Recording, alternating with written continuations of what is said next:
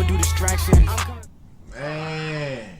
Oh, man, we back at it again. Yo, what it do? It's your boys, Juice and Lou. And we back here with another banger for y'all. Celtics fans. We're moving up in the age, you know what I'm saying? We're moving up in the ages. We're from the Larry Birds to your almost recent championship. The 2008 Boston Celtics, why they're hated. As a Heat fan, I don't like y'all. But get a load of this guy. But I kind of respect y'all. You know what I'm saying? Man. Banners. Y'all know me from back then, man. I was like 7 years old at then, bro. I'm not gonna lie. That team was like one of the funnest teams for me to watch that age. Just because they had like all the talent in the world at their starting lineup. And I like that. Like I liked Rondo too, running that point guard with them. Rondo was cold. What's it called? Cold. Ray Allen, Pierce, Garnett. That was just a fun team, honestly. Obviously, like injury stopped them from getting like a lot more rings, but it was a cool team. You think that team would have kept winning?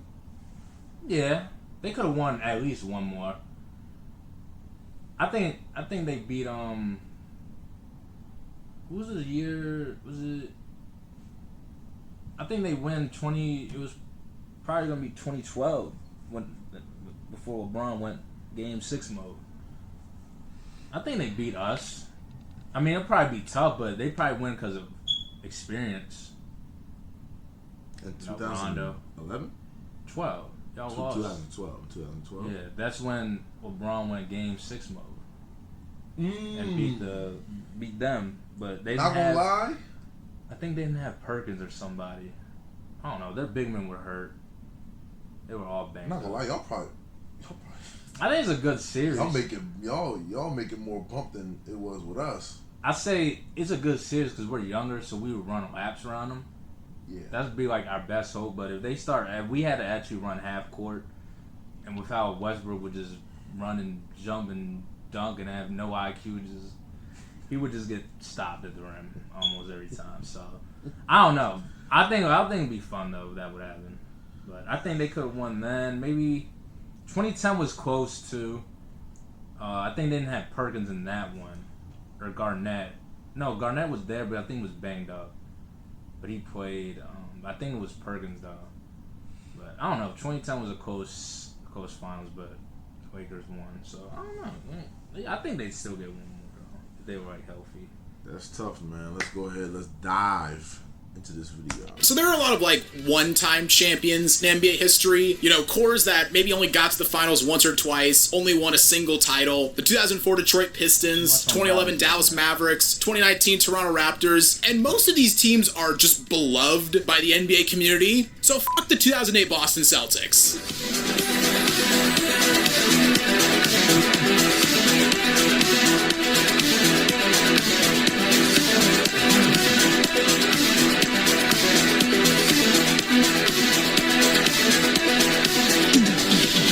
Before we start talking about the 08 Celtics, if you haven't already, make sure you leave this video a like, give us a subscribe, and hit that notification bell so you never miss out on one of our videos. I've never heard one team that won one championship. Not two, not three, not four. They won one championship, and somehow every single year we gotta hear about it.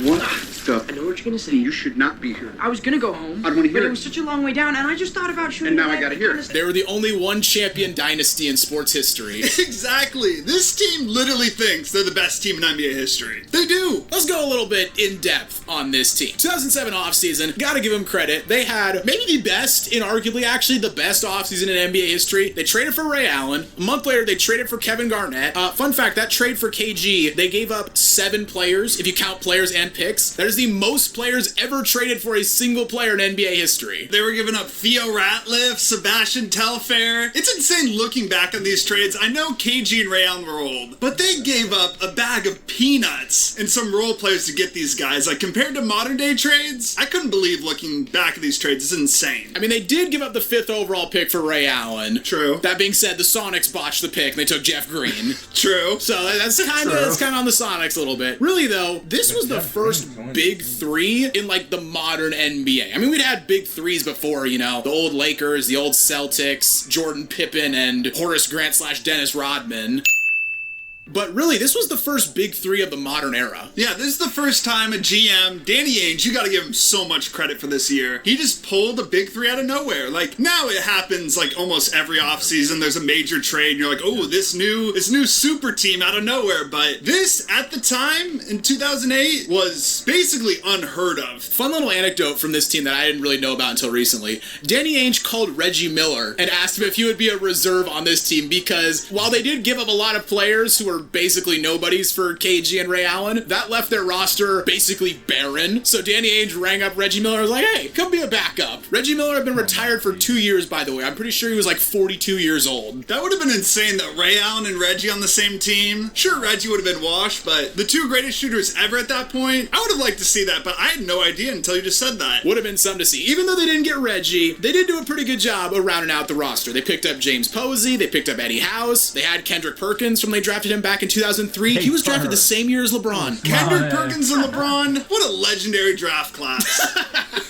Forget Melo, forget Wade, forget Chris Bosh. Who? Hey, shout out Eddie House, though. I swear that dude hit so many big threes, and like, for whatever reason, Eddie House, him taking a 3, I always just assumed it was going in. I don't know why. Yeah, he was one of those guys that I felt the same way. Like, it was him and Jamal Crawford. Yep. Were the 2 guys, whenever they shot a 3, I'm like, oh, that's in. This Celtics team, though, biggest single season turnaround in NBA history. I think this is a record that's going to go unbroken for a while. I'm sure it eventually will get broken by somebody, but they went from 24 wins to 66 wins. They went 35-6 at home, 31-10 on the road. That's the 9th best record of all time. Like, this was a great regular season team. Yeah, I'm pretty sure they started the season 29-3, which actually is insanely impressive. I'll give them credit for that, because usually the big 3s we saw with the Heat, they kind of stumble out the gate. You know, you got to get used to playing with each other. But this team, just straight up out the gate, was on all cylinders and just eating. And their defense, it was elite. Yeah, I mean, hell, even the KD and Steph Warriors got beat by 27 in their first game. This Celtics team had no problem. KG, Ray Allen, and Pierce made the All-Star team. KG was actually the leading vote getter, ahead of LeBron, ahead of Kobe, ahead of Wade. Pierce made it as a reserve. Ray Allen made it as a replacement for Caron Butler, who was out. KG won Defensive Player of the Year. He made All-Defensive First Team and All-NBA First Team. Pierce was All-NBA Third Team. Danny Ainge won Executive of the Year. I mean, this team was just rolling in regular season accomplishments. I mean, they had everything. I didn't even remember this. They beat the Knicks 104-59. 59. There might have been a team this season that scored more in the first quarter. Didn't the Warriors put up like 54 points on us in the first quarter? 55 points. 55. Like, they almost did that. And they held the Knicks to that during an entire game. Best defensive rating in the NBA that year, 98.9. Yeah, it was the best defensive rating of a Celtics team since the Russell era, so pretty impressive, I'd say. The problem with this team, though, this is why I think they're hilariously overrated. As good as this team was in the regular season, they did win the title.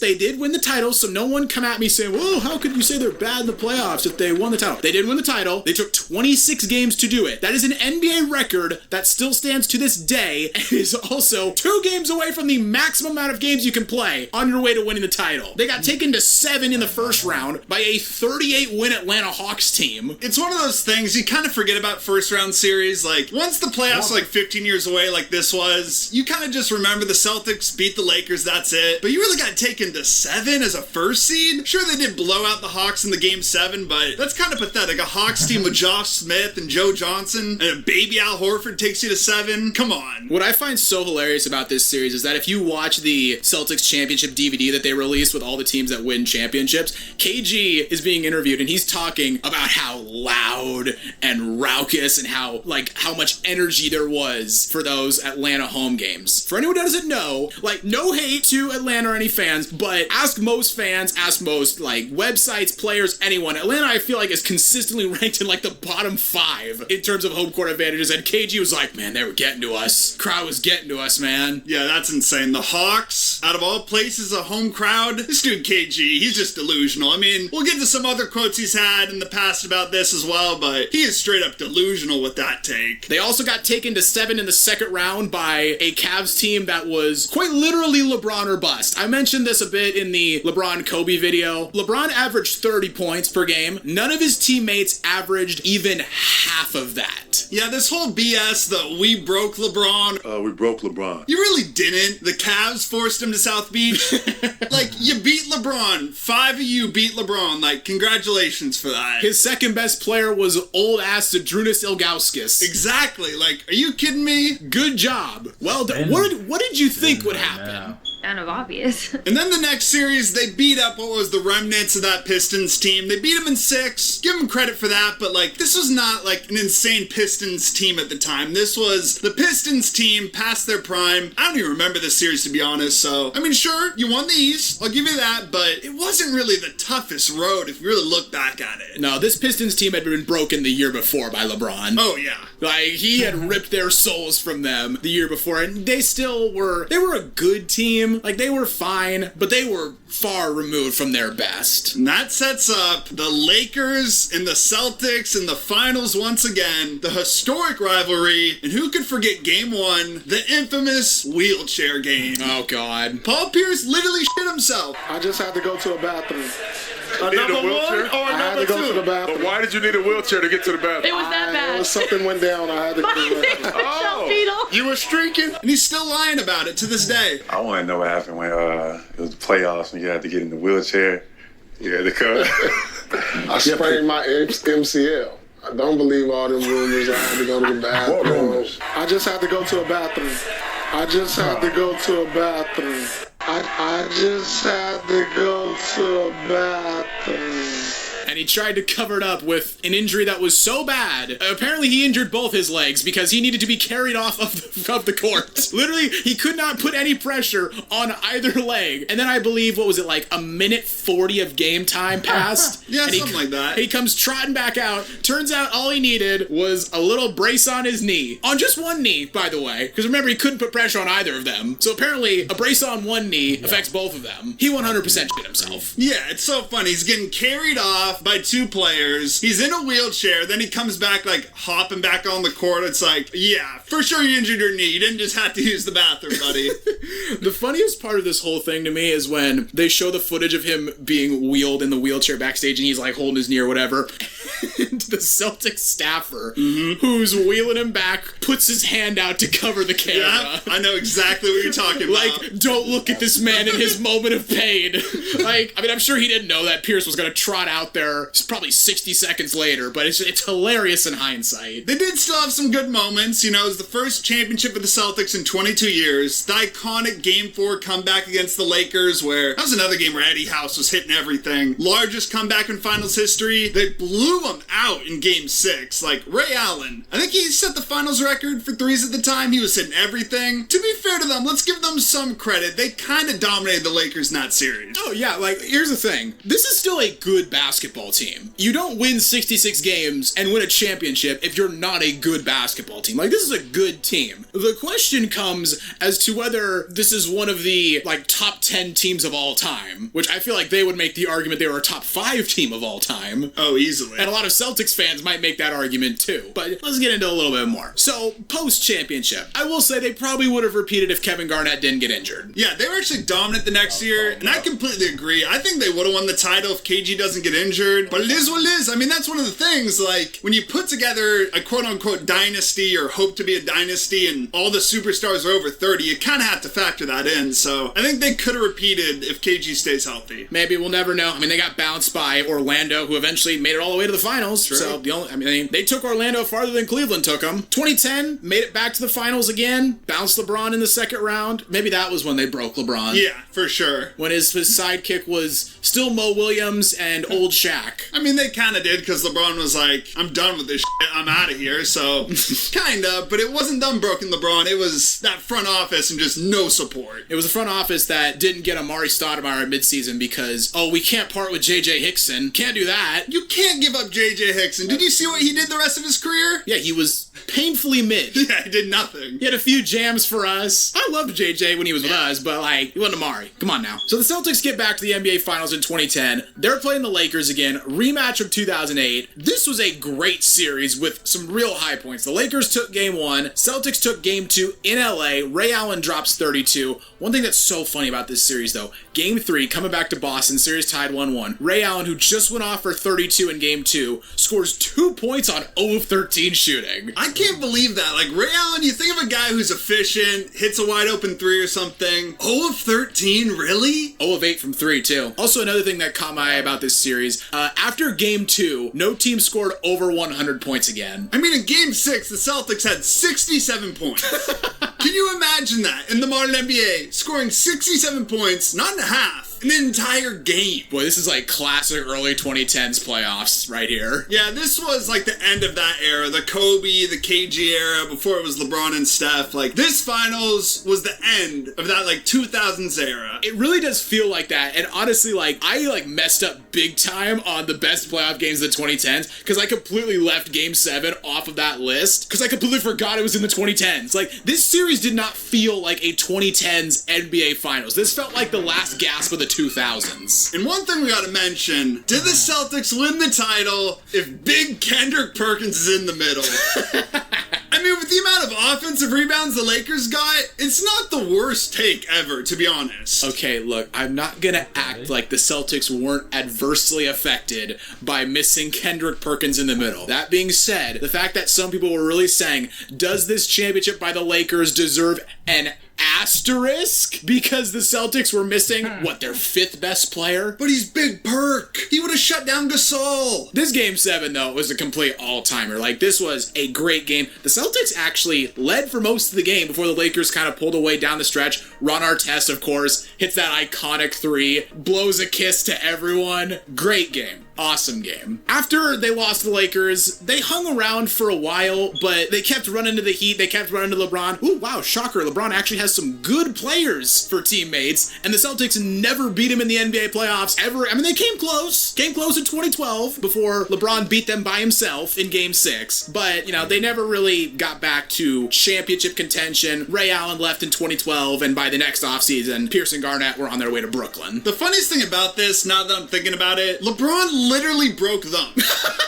He beat them. He took Ray Allen, one of the members of the Big Three, and literally broke them. I really need LeBron to go on one of his, what is his YouTube series called? Like The Shop? Yeah. Uninterrupted or whatever. I really need him to go on that. Someone ask him about the Celtics, and him be, well, we broke the Celtics. Yeah, get out of here with that. We broke the Celtics.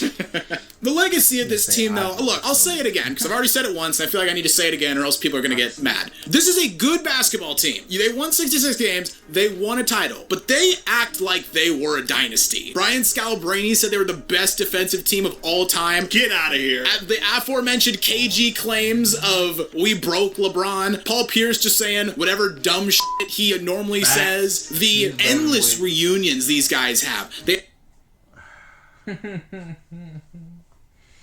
Y'all let me know. Let's talk about it, man. Let's talk about it. Let's really talk about it. Y'all let me know down below, man. Let's really talk about Paul Pierce or D Wade. It's an obvious answer. Pierce bag is better.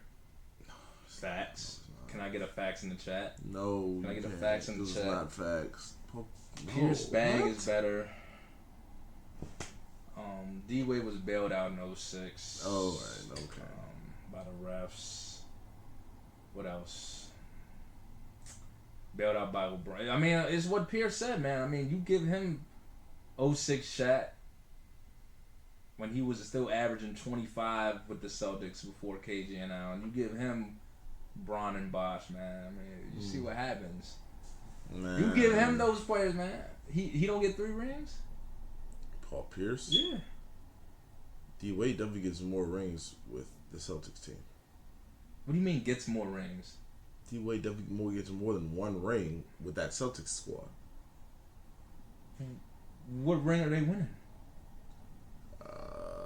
Could have got 10. Could have got 10. They could have got.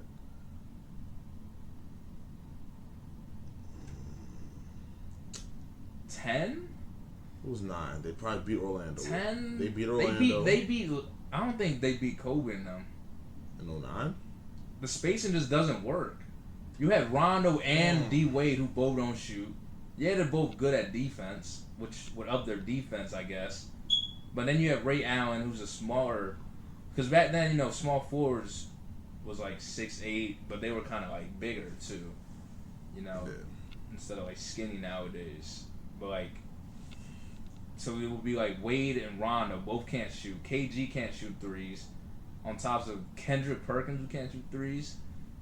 And then you just have Ray Allen just running around sharpshooting. I mean, I guess that's fine, but I think it's easier to play them with Wade because of just what I said. Like, they can pack the paint almost and just really have to run around guard Ray Allen.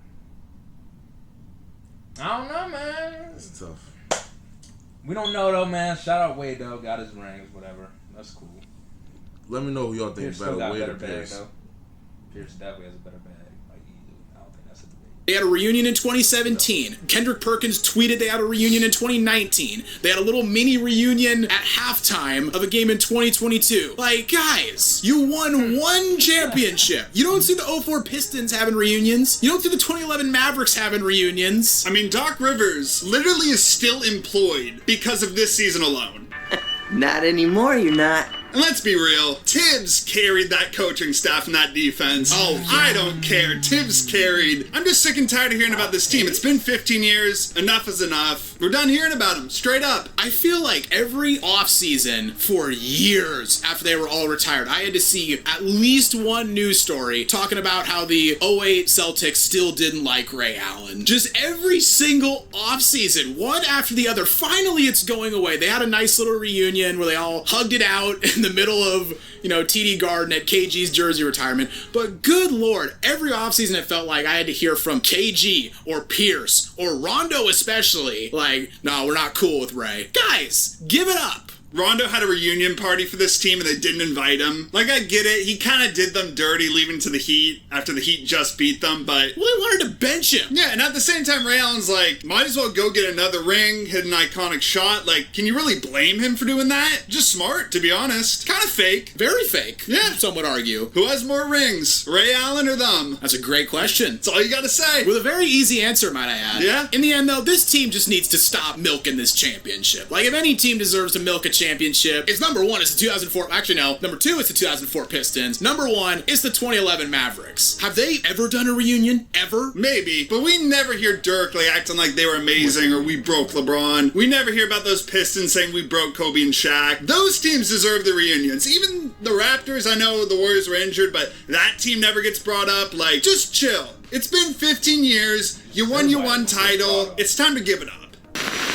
That's the video, guys. What do you think of the 08 Boston Celtics? KD came back. That's why I don't get brought up.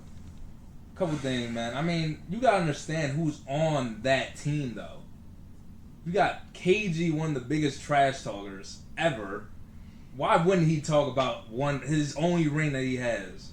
And he talks trash. He was talking trash in Minnesota when they were getting whooped. I mean, why wouldn't he talk about it?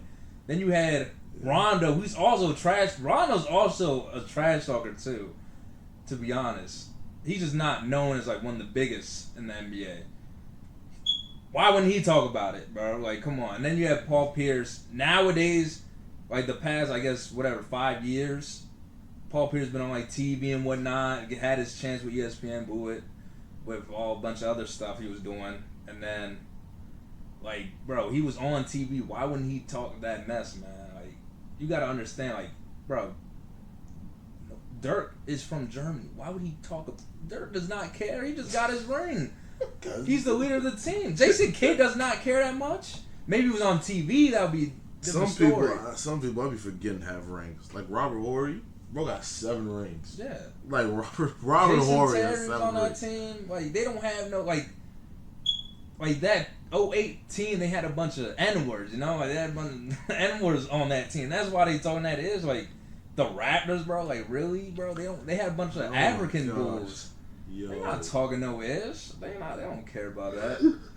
Then you said the 04 Pistons, I could see they deserve to, but Chauncey was like the leader of that team. So he kind of like doesn't care. They was all hard work though and things of that nature, but I don't know. I mean, I don't think they should be the most I understand why they're hated because they talk the most. That's literally the only reason, in my opinion. But you gotta understand, like I just said, like bro, they have two of the biggest trash talkers like the whole 2000s probably, with Rondo and KG. So, and then you have Pierce going his little rant whenever he's on TV. Whenever he gets the chance. But hey man, this was a tough video. Y'all let me know, or you know, hey man, all the Celtics fans down there actually, let me know what y'all think, man. It has been 15 years though. Is the 2008 Boston Celtics forgotten or loved? Well, amongst everybody except y'all's fan base. Y'all let us know. But already, hey man, like, comment, subscribe. You already know. Roll to 1K. And until the next video, it's your boys Juice and Lou, and we out of here. Peace.